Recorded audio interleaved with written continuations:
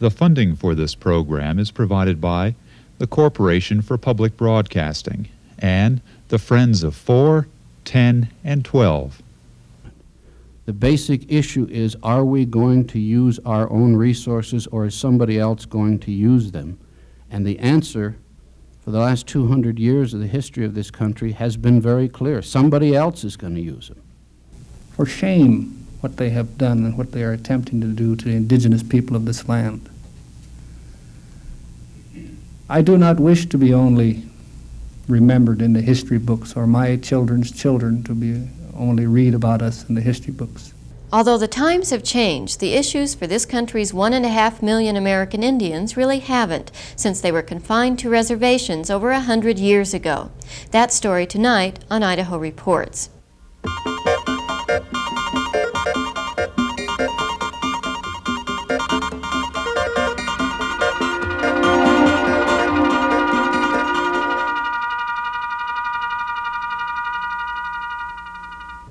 Good evening. I'm Paula Whistle. Mark Johnson is off tonight. Recently in Sun Valley, the Institute of the American West sponsored a conference to assess the past 50 years of federal government policy concerning American Indians. It was 50 years ago that the historic Indian Reorganization Act was passed by Congress, an act that was intended to give Indian tribes the tools to govern themselves.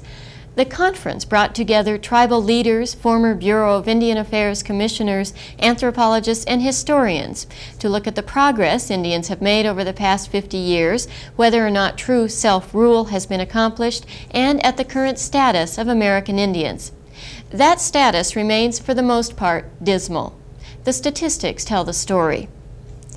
Indians are the poorest group in the United States. The average income for a family of 4 is just $1,500 a year.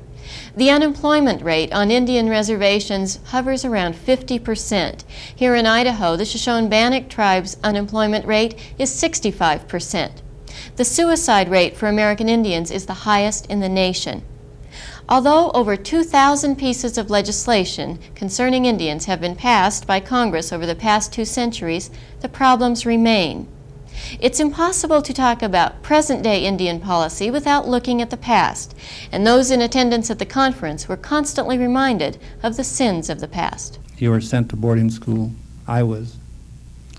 And as you heard others refer, we were beaten when we spoke our language. That's all I spoke was Indian. But the plan, as I see it, as I look back in history, was to take you away from the day-to-day learning of mama and daddy, auntie and uncle, grandma and grandpa, the day-to-day teaching that they have done for thousands of years. We have an educational system of the United States government since 1802 has always felt that it was good for the Indian to be a sanitation engineer, they call us now, known as a janitor. You could be a policeman, and that disturbs them because they realize they're not at a social level they'd like to be. You can be a secretary, sorry, ladies. You can be a number of things, but for God's sakes, don't ever consider yourself of being an educated person with a higher education or a degree or the ability to actually think. I think it also worthy of mentioning that the beautiful area that this conference is held on in this portion of Idaho was once part of the Aboriginal territory of what is now known as the Shoshone-Bannock Indian tribe. The Shoshone-Bannock tribes are now located on a reservation approximately 150 miles from here. A lot has happened over the past 100, 200 years to Indian people, and I think that's what we're here to talk about. The resources that Indian people had are greatly diminished today. The Shoshone-Bannock Indian tribe that once held ownership and title to this land that we're on right now was promised in 1868 that they would have a permanent homeland of 1.8 million acres. That solemn promise of the United States has been reduced to a mere 500,000. In 20 years from now, I wonder what the acreage will be of that particular reservation.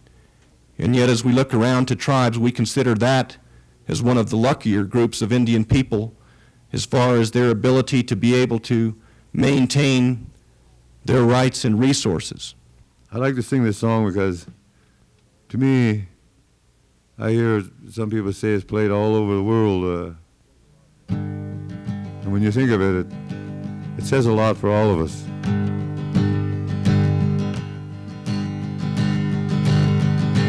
For the lies that were spoken, for the blood we have spilled, for the treaties that were broken, for the leaders you instilled. Custer died for your sin. Custer died for your sin. For centuries, Indians have been subject to the political whims of the federal government and society.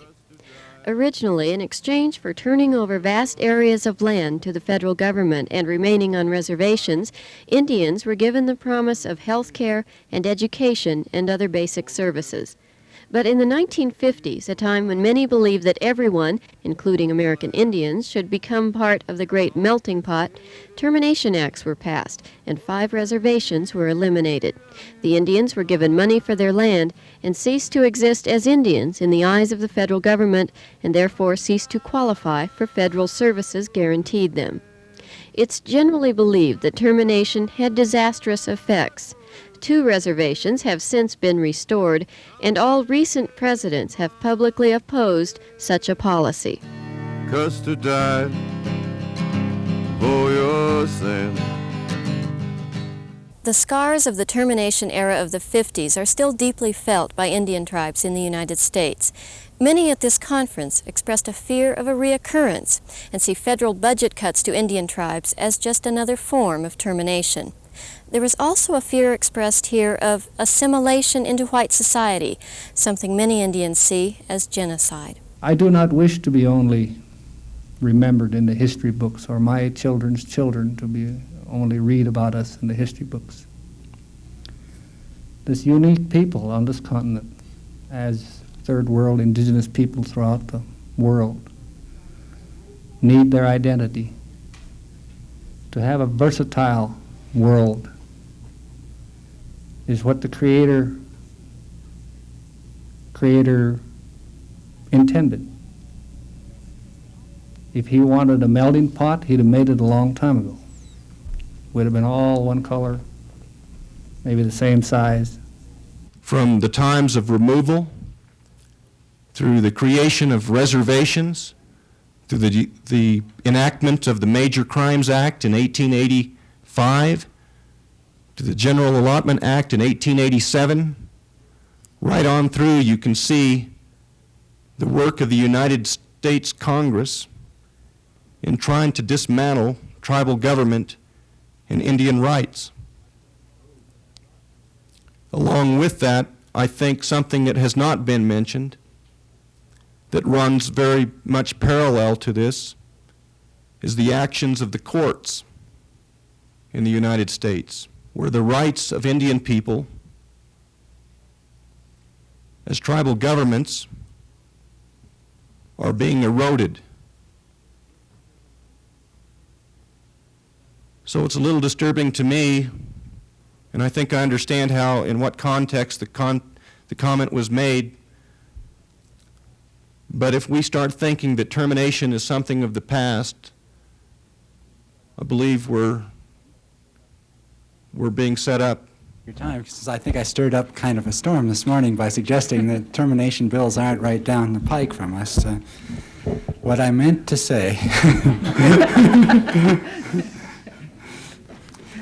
I was defining termination much more narrowly than many of your speakers are, not as everything that is hurting Indian tribes or eroding rights. And I certainly didn't mean to say that those things weren't right down the pike or threatening all the time.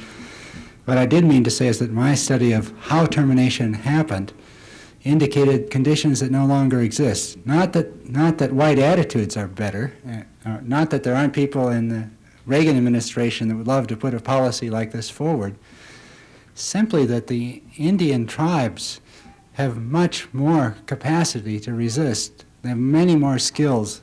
They can't be pushed around in the same way, and they have much better representation in Washington. Looking at today's events and the policies and the procedures of the Reagan administration, as other speakers have indicated, we are under some aspects of termination now. Now, what do I mean by this? The severe reduction in appropriations for basic services for all poor people in this country is of catastrophic dimensions. I was at the White House a while back and had an opportunity to confront Vice President Bush about this.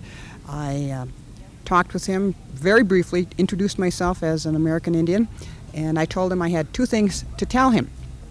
One, there was no safety net for American Indians, and the policies of the present administration were devastating American Indian communities across the country, as well as poor people all across the country. He looked at me with a look of disbelief on his face and didn't have much time to discuss this and wanted me to go and discuss this with another person and then asked me to write a letter. I did write a letter. I still haven't received a response, but I think this does indicate the callousness of this administration toward all poor people. Now, American Indians, being the poorest of the poor by any criteria, have suffered the most.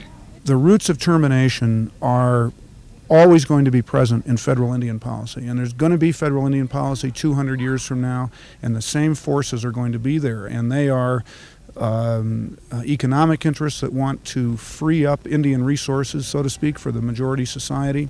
They are people who want to cut the federal budget, and there are also people who just believe that Indian policy is not egalitarian, that it is setting up a separate class of citizenship. And the message Indians are bringing now, and tried to bring during termination, but did not have the political power to do it, is that is wrong, and that Indians bargain for a special place, bargain for their own resource rights, and that it is legally and morally wrong to try to strip that away. Federal funds for Indian tribes have been substantially stripped the past several years.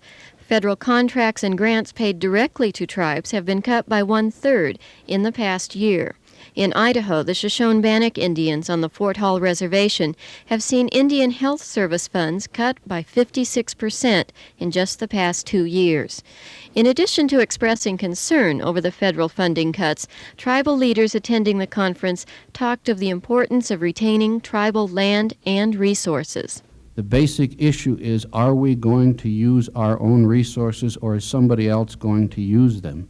And the answer for the last 200 years of the history of this country has been very clear. Somebody else is going to use them.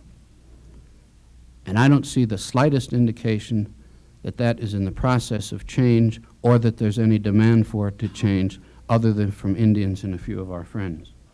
With natural resources dwindling in the rest of the country, it's not surprising that Indians are worried their land and resources are in danger of exploitation. Over 100 million acres of the United States is Indian reservation land. In Idaho, over 840,000 acres make up the 5 Indian reservations in 3 corners of the state. The largest, with 61% of the land, is Fort Hall in eastern Idaho. 50% of all U.S. uranium deposits lie on Indian land, as well as 1/3 of all the strippable coal west of the Mississippi and 4% of all known oil and gas reserves. Even among Indians, there is no agreement on how all of these resources should be utilized. The development of natural resources, the development of nuclear power, which is primary to life in New Mexico and Arizona, where mining is being done, where Indian people are dying from exposure to radiation, where my good friend Larry Redshirt died of a broken heart and overwork at the age of 32 or 33, I don't know which, when his wife aborted, you know, because she lives in an area where this nuclear waste flies about on the rabbits and on the food and everything else, these open pits. And she delivered a child that was malformed twice. And he just pulled the plugs in the hospital, went home and died 3 hours later, tired of fighting. That's a reality today on Indian territories, Indian lands. And what is happening with the nuclear power? In nuclear power, the Indian people are stuck right in the middle because they have land that holds uranium. So in the beginning of it, there's mining on Indian land. They're caught right in the beginning of it, then they're caught with the mining part of it, and then they're caught with the waste of it. So is it any wonder, and besides we're against war, is it any wonder that we're against nuclear power as it is? And we are vehemently, people that I know, vehemently against it because of what is in store for people, all people, for the land. So nuclear power, clearly to us, is a threat to life. And it's beyond that. It's beyond the threat to life. It is taking life. I have always pressed for the development of the land, you know, using these jobs to develop the land with. For example, we've got a river on our reservation. We could build a dam on it. We could irrigate every acre of land we've got on our reservation. We could not only work our tribal members, we would have to bring in probably 10,000, 15,000 people. It's there. All we need is the investment capital. My gist being that you impose this different type of value system upon a food-gathering people, and very subtly create this will or this need and urge to have a job, to earn that almighty dollar, which you heard this morning contributes to greed and is interpreted as the great American way. The creation of these so-called jobs naturally imposes upon the natural resources of a tribe. And then you get into a form of self-cannibalism. You can speak of self-cannibalism in Indian country if you look at the Crow coal, you look at the Osage oil, and the Yakima timber. Specifically in the Yakima, there was much mismanagement of the timber by the Bureau and the eyes of the Timber Committee. In this form of self-cannibalism, they wanted to cut the timber at a extended rate of speed. And I feel, in my paranoia, that to go through this timber at this rate, and being that the Yakimas depend upon the income, 90% of the income comes from the timber that keeps our government running. One day, when the vanishing of the prime timber on the Yakima, that would naturally lower that income, and you would become more dependent upon the grants and contracts of the federal government. And when the federal government controls the purse strings, they control you, and your sovereignty seems to wane. Obviously, the days are long gone of the Bureau of Indian Affairs ruling over reservations with an iron hand. But just how far have the tribes come in the past 50 years since the passage of the Indian Reorganization Act? Has true self-government or self-rule been achieved? And has tribal sovereignty been retained? And how does the complex dependence on the federal government affect that sovereignty? I am considered as a federally recognized tribal enrolled member as incompetent in the eyes of the government. As a ward of the government, I am declared incompetent, not yet ready to go out and have my land and fee status and ready to pay taxes.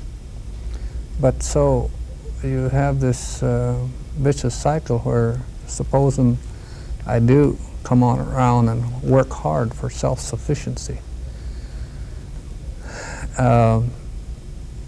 If you become self-sufficient, then you no longer need to be a ward of the government, and you are then declared a competent Indian, and so therefore are deemed ready for termination.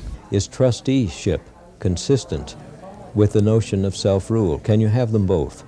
And obviously you can't have them both. You can't be somebody's ward and have them look after you and have to approve your decisions and so on, and at the same time have self-rule, self-government in the concept of nationhood, in the concept of ultimate sovereignty. But again, as I suggested, if we're thinking in terms of a limited self-rule, where a lot of decisions can be made at the tribal level, and the only decisions that perhaps are not made by the tribes themselves are the ultimate decisions relating to the disposition of land, I think maybe that is consistent or can be made compatible and consistent with the notion of limited self-rule.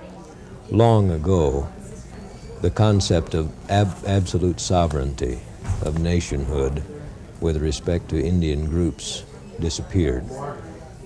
And to that extent, I suppose one could say that Indian independence, Indian self-government was indeed terminated. But, you know, I don't know what significance all of this has, what meaning it has. I feel very strongly that if the tribes can collectively get themselves together, that they could, and the United States was serious about a government-to-government policy, that if we had the format, we could come up with a process of establishing the way we see our relationships as Indian people and governments of the United States. And I view it as back to when our forefathers made treaties. That was the nation-to-nation relationship. Some people may feel that's far out. But when a small Indian tribe, through the courts, can be determined that its jurisdiction is to regulate and manage fisheries, not only within inside its territories, but throughout its aboriginal territories, equal with the state in the United States. You can see that that's not impossible. There are many what I would call basic problems relating to poverty, and eventually the tribes are going to have to come to grips with some of these problems. Now, my concern, having stated how we got along on my reservation, now we have the influx of all these programs. Now these programs are going to be cut back. The big question I have on my mind, not only my reservation, but on all reservations, is this system of life ways of dealing with poverty and taking care of each other been destroyed, or will it be reinstituted? And in working with tribes in development of constitutions and bylaws and rewriting their constitution and bylaws, we're trying to get back to the district or community system, because with all of these programs, tribal members who formerly looked at the Bureau now look to the tribal leadership. There is a consensus that the progressive policies of the 60s and 70s, although they had their faults, did benefit most Indian tribes. But the policies of the 80s and the Reagan administration are not viewed favorably. The conference concluded with some advice for President Reagan and the American people. Unless and until there is a strong public consensus in this country which says that the nation will no longer tolerate a public policy which says that Indians will continue to pay the price of poverty for continuing to be Indians, then it's going to continue. And reorganizing the Bureau of Indian Affairs isn't going to have the slightest effect on it. What we would suggest for Mr. President is that there needs to be a forum, needs to be a commission, whatever it may be, but a high-level presidential commission to sit down and really talk about the land dispute settlements. That the American people must understand that in order to have a fair settlement, that the Indian people are not going to take money in lieu of lands lost, that they want land back. We talk about old committees and commissions and so on, and I've never yet seen a commission that comes down where the Indian people, the ones at this so-called poverty level are, to find out really what they want or need, what their feelings are. We have a commission appointed, and they come through, and some of them come along, and pretty soon hold hearings in the nearby nicest hotel or some air-conditioned room, conference room at the agency, and make up their report and leave the poor old Indians back there blinking their eyes as to what had happened. There are scholars who feel that their role, for one reason or another, is to portray to Indians myths about themselves as spiritual beings or as cultural beings or as political beings, which in which Indians don't, well, that all old Indians are wise, that all Indians are environmentalists, that all Indians are spiritual, that Indians never make a mistake, that within each Indian community and each Indian mind is a fully formulated plan of how to solve all Indian problems, and the only difficulty is that nobody will listen to what this plan is. Those are impossibly high standards for any group to meet, and what happens is there's a reaction. And when people find out that we're human beings, some of us are smart and some of us are dumb and some of us are lazy and some of us industrious, they get very disappointed because of this elaborate romantic myth about Indians. Indian people themselves very often, number one, feel they have to act that way when they're told that they're a certain way, spiritually or politically or socially or culturally. Also, are very often led to believe that they're not personally responsible for the solution to problems. That since the problems are created by somebody else, and somebody else's responsibility to solve them. I feel I'm always under a microscope, regardless of where I go and what I do, partly because of my attire, partly because of the issues at hand, and I think it's true. Many of the people feel that we have been studied to death and still misunderstood the most. There is a movement afoot to schedule a follow-up conference to this one, a conference that would try and hammer out solutions to many of the problems raised by this one. We'll keep you informed on that. That's all for tonight. Mark Johnson will be back tomorrow night. I'm Paula Wissel. Good night. And the anthros still keep coming like death and taxes to our land, to study their feathered freaks with funded money in their hand. Like a Sunday at the zoo, the cameras click away, taking notes and tape recordings of all the animals at play. Here come the anthros, better hide you passed away. Here come the anthro on another holiday. The funding for this program is provided by the Corporation for Public Broadcasting and the Friends of 4, 10, and 12.